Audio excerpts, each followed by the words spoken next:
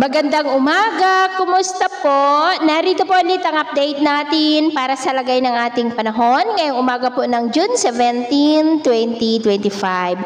Sa ngayon po ay may isang low pressure area na nabuo at nandyan po ngayon sa may coastal areas ng Kaluya Island at kumikilos po yan pa northwestward na nagpapaulan na sa may Southern Luzon, Metro Manila at ilang bahagi po ng Central Luzon habang tinutumbok po niya ang West Philippine Sea.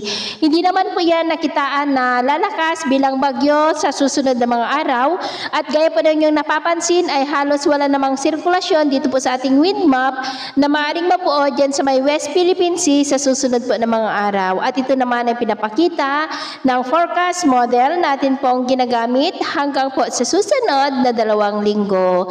At sa lagay ng ating panahon ngayong madaling araw ay may mga isolated rain sa ilang bahagi ng Mindoro provinces, Romblon, Marinduque, Pandan, northern part ng Palawan, Legazpi, Catanduanes, Quezon, Cavite, Rizal, Metro Manila, Bataan, Zambales, Pampanga, Bulacan, Ilocos Region, Apayao, Kalinga, Mountain Province at ilang bahagi po ng Cagayan. At mamaya po ay sisikat naman ang araw sa malaking bahagi ng ating bansa lalo na dyan sa may Mindanao, Visayas at Northern Luzon.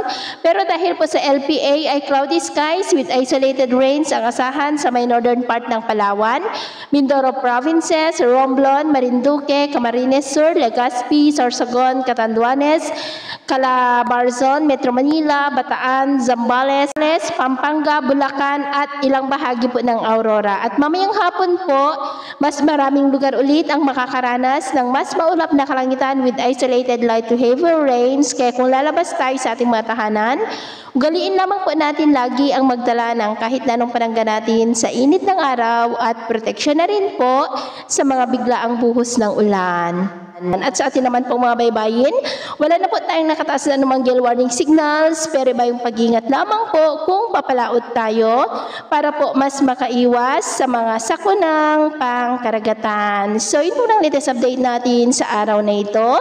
At ako po muli si James na nagsasabing sa kahit na pagsubok po na darating sa ating buhay, huwag na huwag po tayong mawawalan ng pag-asa. Thank you and God bless!